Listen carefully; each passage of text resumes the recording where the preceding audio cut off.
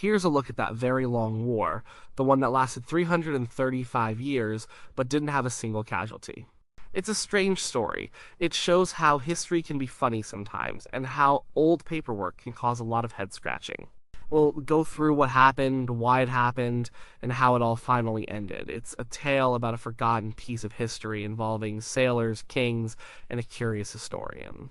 It was the 1600s. England was in a mess. The country was tearing itself apart. This was the time of the English Civil War.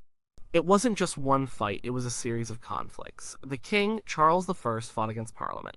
People picked sides. It was a brutal, bloody period. Families were split, towns were destroyed. No one was safe from the fighting. The king believed he had a divine right to rule. As Parliament believed the king should listen to them. These were big ideas, they led to terrible consequences. The war went on for years. Eventually, the parliamentarians, led by Oliver Cromwell, won.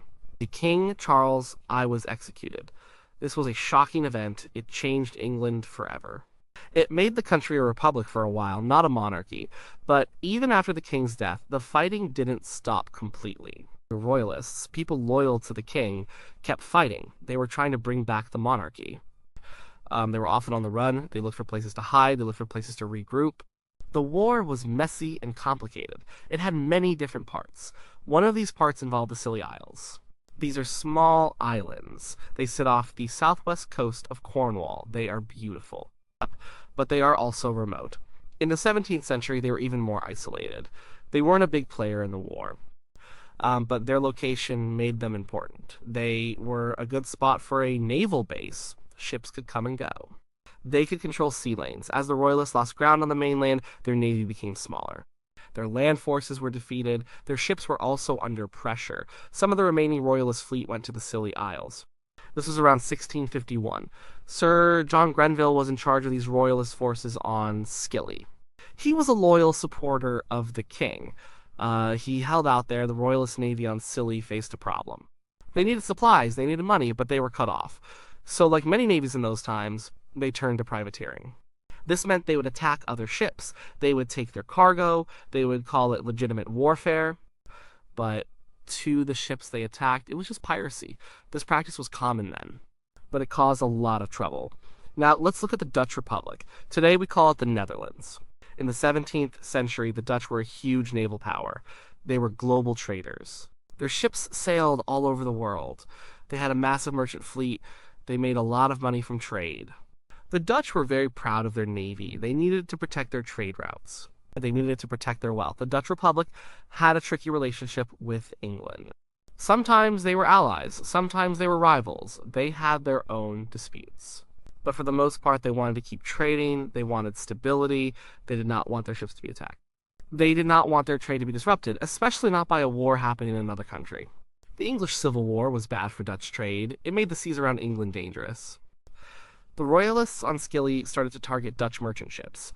They didn't care if the Dutch were neutral. They needed money. They needed supplies, so they took what they could. This made the Dutch very angry. They had a powerful navy. They were not afraid to use it. They felt their rights were being violated. They felt their ships were being stolen. The Dutch had invested heavily in their merchant fleet. They had built up a vast network of trade. They had a reputation to uphold. If their ships could be attacked by anyone, their whole system would suffer. So, protecting their shipping was a top priority. They couldn't just let the Royalist privateers on Scilly keep taking their goods. They had to do something. This is where Admiral Martin Tromp comes in. He was a legendary Dutch admiral. He was famous, he was respected, he was known for his courage and his skill.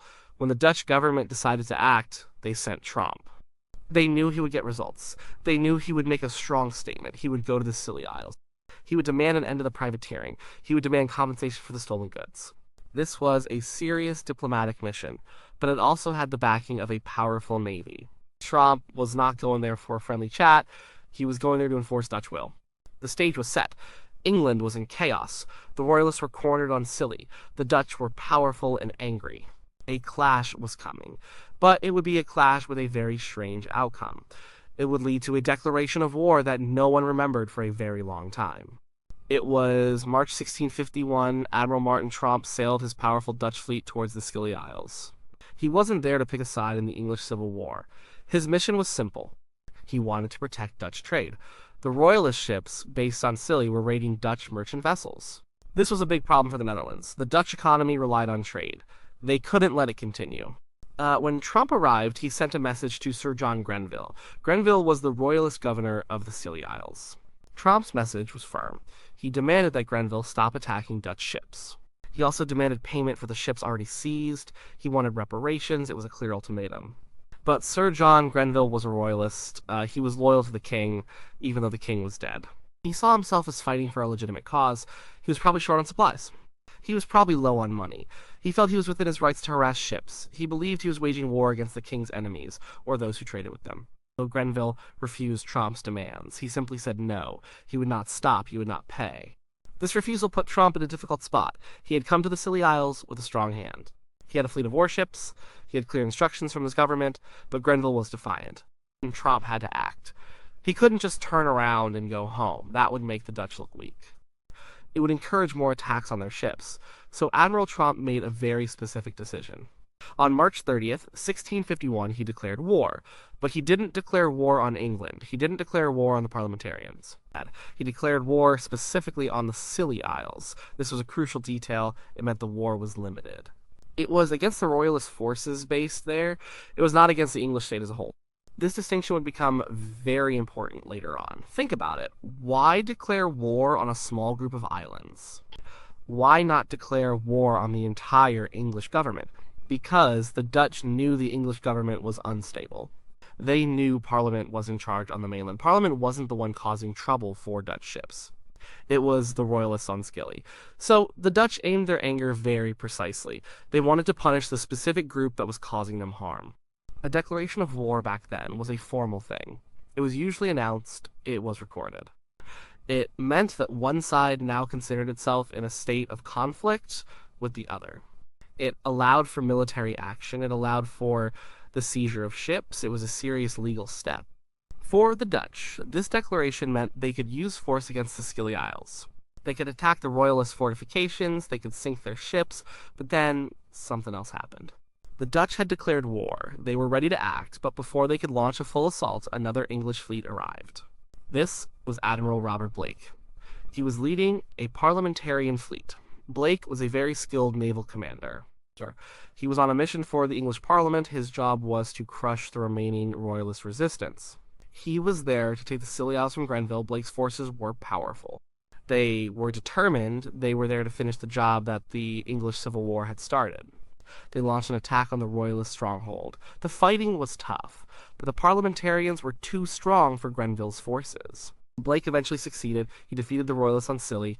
He took control of the island. So, what happened to Tromp and his Dutch fleet? When Blake took over Scilly, the Royalist threat to Dutch shipping was gone. The reason Tromp had declared war no longer existed. The specific enemy he had declared war on was defeated. The Parliamentarians were not attacking Dutch ships. In fact, Parliament was generally trying to maintain good relations with the Dutch Republic. So, Tromp saw no reason to stay. His mission was essentially accomplished, even though he didn't fire a shot in anger against the Royalists himself. He simply sailed away. The Dutch fleet left. The Royalists were gone from Scilly. The Parliamentarians were in control. The immediate problem was solved. Everyone moved on. The English Civil War continued in other parts of the country. The Dutch had other concerns, bigger issues to deal with, like their own growing rivalry with England, which would soon lead to actual wars between the two nations. But that formal declaration of war, the one Tromp made on the Scilly Isles, it was never formally cancelled. No one thought to revoke it. It was just a small detail in a very chaotic time. It was a forgotten piece of paperwork. The conflict was over in practice. The target of the war was removed. So the declaration just hung in the air, unnoticed, like a ghost. It became a peculiar legal curiosity. A state of war existed on paper between the Netherlands and the Scilly Isles. But no one knew. And for 335 years, no one cared. After Admiral Tromp left the Scilly Isles, and after Robert Blake secured them for the English Parliament, life went back to normal. Well, as normal as things could be in the 17th century. The English Civil War was still raging in some parts, but the immediate threat from the Royalists on Scilly was gone. The Dutch had achieved their goal. Their merchant ships were no longer being harassed from the islands. The formal declaration of war just slipped everyone's mind. It was a very specific declaration, remember. It was against the Royalist forces on Scilly, not against the English nation as a whole. Once those Royalist forces were defeated and gone, the immediate cause for the war disappeared. There was no one for the Dutch to fight on Scilly anymore. The new English authorities on the islands were not enemies of the Dutch. So, why would anyone think to officially end a war that was no longer active? Think about how busy and confusing those times were. England was in political turmoil, the monarchy was overthrown, a republic was established. Then, years later, the monarchy was restored with Charles II. There were constant power struggles. There were major international events. The Dutch and English, despite their temporary calm, soon became fierce rivals in a series of full-blown Anglo-Dutch wars. These were real wars, with massive naval battles, many casualties, and huge economic stakes.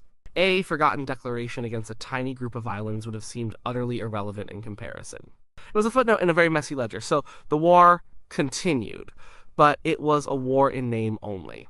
It was a legal technicality, no shots were fired, no troops were sent, no ships were sunk. The people on the Scilly Isles lived their lives. They farmed, they fished, they traded.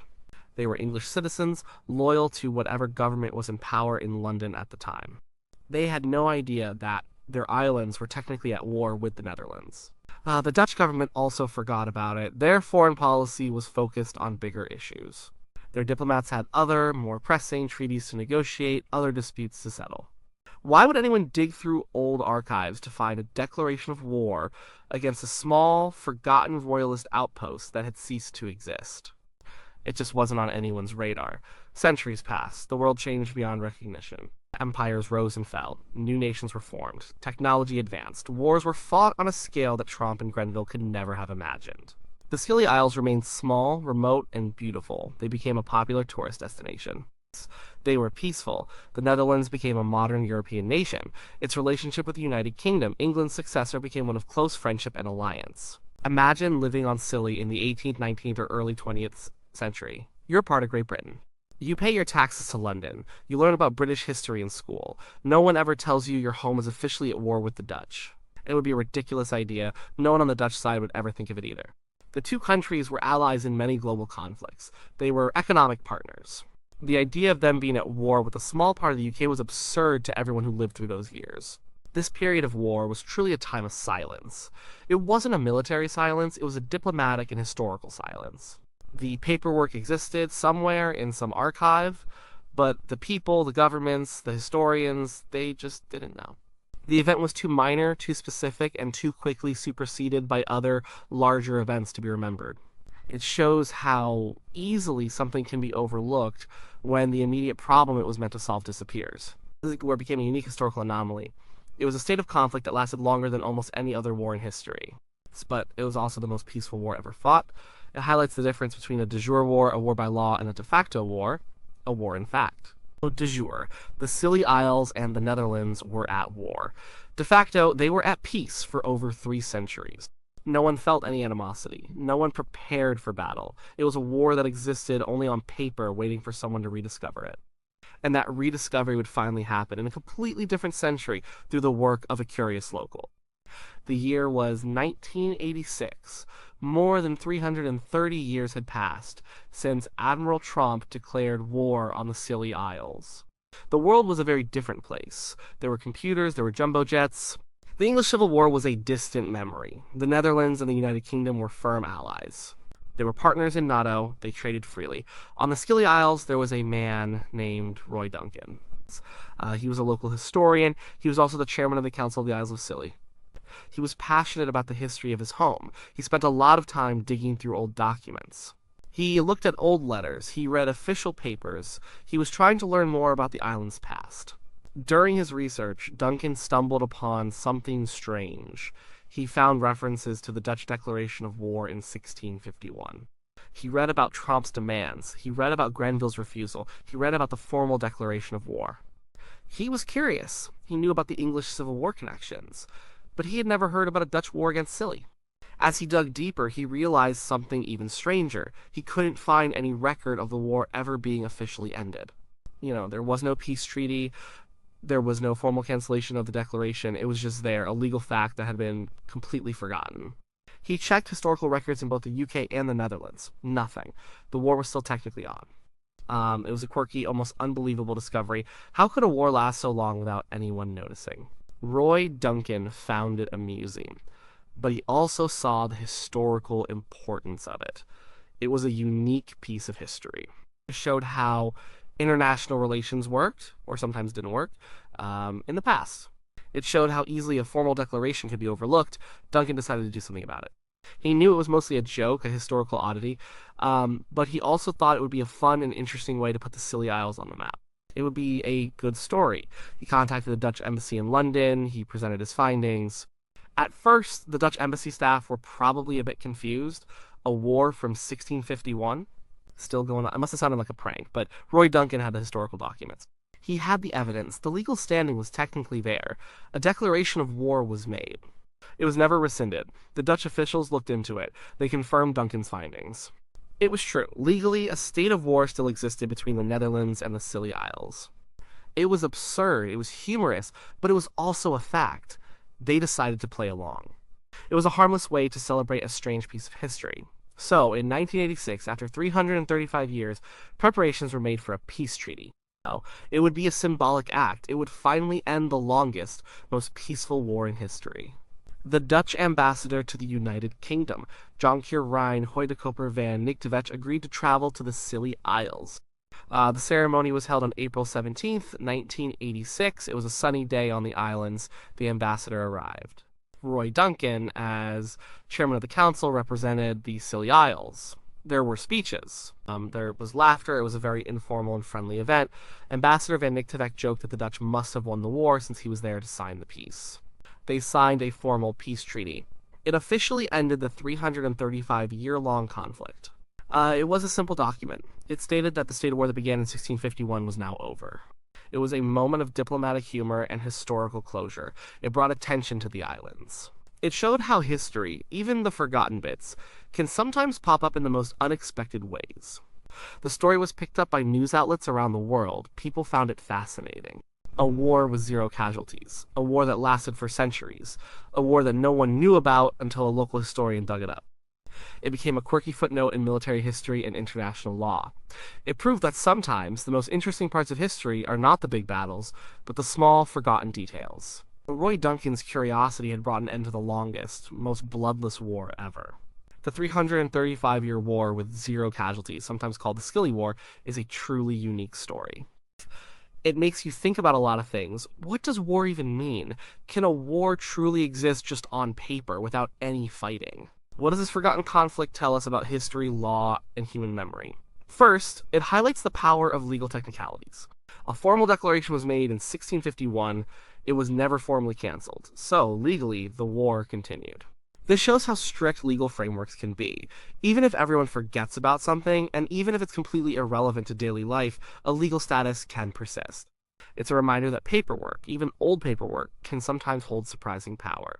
Second, it tells us about how history is made and remembered. The English Civil War was a huge defining moment for England. The Dutch Republic was a major global power. Their interactions were complex. In all that chaos and importance, a small declaration against a temporary royalist stronghold on some remote islands was easily overlooked. It just wasn't important enough to be remembered or officially resolved. It teaches us that history isn't just about the big events. It's also about the countless small details that get lost in the shuffle. A lot of history is forgotten or simply not recorded in a way that lasts. Third, it makes us question the definition of war. When we think of war, we usually think of violence, death, and destruction. We think of armies clashing and people suffering. The Scilly War had none of that for 335 years. It was a state of war, but not an act of conflict. This makes it an anomaly. It pushes the boundaries of what we usually understand war to be. It suggests that a war can be a diplomatic or legal status, not just a military one. This story also reflects on the nature of international relations. Even in the 17th century, diplomacy was complex. Countries had to balance their own interests with those of others. The Dutch had to protect their trade. They did so by taking a very specific action. Their declaration of war wasn't meant to conquer England or even the Scilly Isles permanently. It was meant to solve a specific problem. When that problem was solved by other means, the declaration just became obsolete, but not officially ended. The role of a curious individual, Roy Duncan, is also a big part of this story. Without him, this historical oddity might never have come to light. It shows that history isn't just found in grand narratives written by famous historians. Sometimes it's discovered by local enthusiasts, people who spend their time in archives looking at the small details that others miss. His discovery didn't change the course of history, but it added a fascinating, humorous chapter to it. The peace treaty in 1986 was a symbolic act. It was a moment of fun and good humor between two friendly nations. It wasn't about ending real hostilities, it was about correcting a historical error in a light-hearted way. It brought a lot of positive attention to the Scilly Isles and showed the good relationship between the Netherlands and the UK. In the end, the Scilly War is more of a historical joke, a diplomatic curiosity, than a real war in the way we usually think about it. But it's a true story. It really happened. It reminds us that history is full of strange and unexpected events.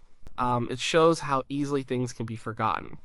It also gives us a smile knowing that sometimes the longest wars are the ones where no one gets hurt, and the peace is signed with a handshake, centuries after the supposed conflict began. It's a testament to how quirky and unpredictable the human story can be.